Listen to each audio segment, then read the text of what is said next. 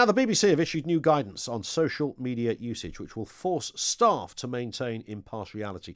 Employees will be told not to express personal opinions on matters of public policy, politics, or controversial subjects. It also advises staff against using emojis, which could reveal an opinion and undercut an otherwise impartial post, and to always assume that they are posting publicly, even if they have tight security settings. The announcement follows new Director General Tim Davies' pledge last month to impose new social media rules. Let's speak with Mark Lehain, who's Director of the Campaign for Common Sense. Mark, good to have you on again, sir. Is it just common sense that the head honcho at the BBC would tell his staff to stop opining politically? I think it's a really good idea for two big reasons. First of all media organisations, the BBC has such an important place in our lives, in our culture.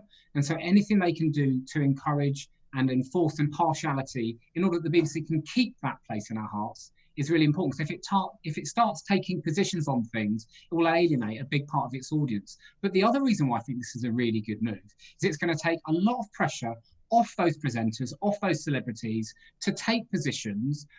Often they're under pressure to react to issues as they happen or to put their support behind lots of things. And actually for the BBC to say, you can't do that, I bet you there's a lot of people that work for the BBC almost breathing a sigh of relief right now because they're free of those pressures to get stuck into lots of stuff. Yeah, I noticed that Hugh Edwards, on seeing this, decided to post a load of emojis of the Welsh flag. Said the BBC's new social media guidance says that the use of emojis can accidentally or deliberately undercut an otherwise impartial post. And he's just got lots of pictures of the Welsh flag. I think he's just trying to be funny. It doesn't mean anything in particular.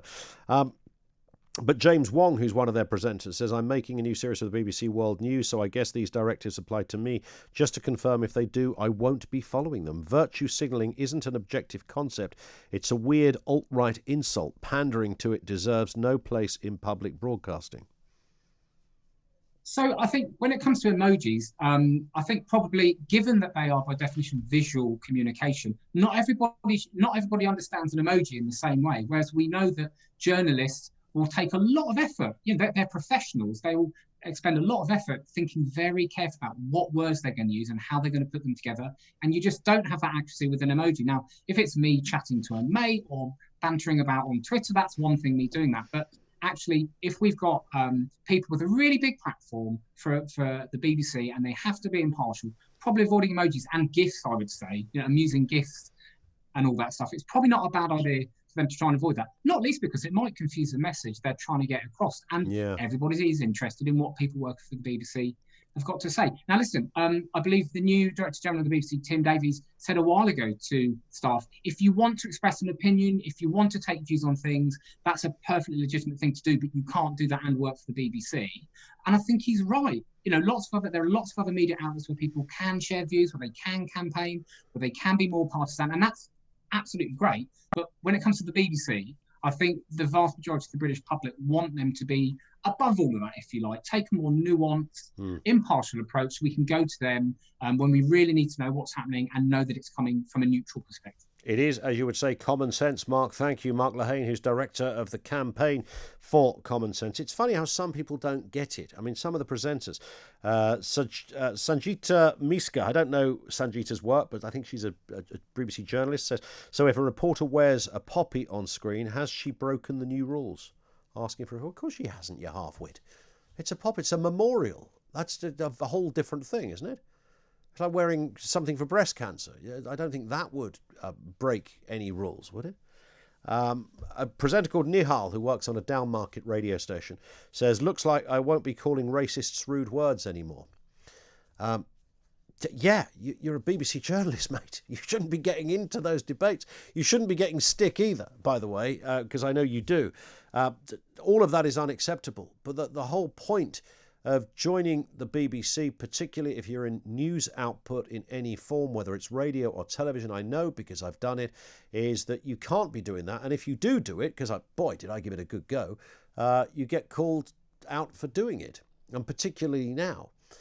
And I can't tell you how many people I know who've worked in very senior positions who are quite hard left-wing and quite hard right-wing. I don't mean extreme, just passionate in their own things, who've worked in editorial and news positions at the BBC, and they've left their politics at the door. Because the BBC, when it comes to news and current affairs, needs politically minded people. What you think when you go for a job as an editor or a producer, a director, reporter, presenter, journalist, whatever, that you're meant to be someone who's never voted before or never doesn't have an opinion. That would be curious in the job description. Must have no opinion on politics. Nobody is saying that. The BBC need people whose labyrinthine minds think about this kind of stuff and weigh it up. The only requirement is your personal politics is left at the door. Simple, straightforward. So it's not a big ask, and it will test your skills on occasions.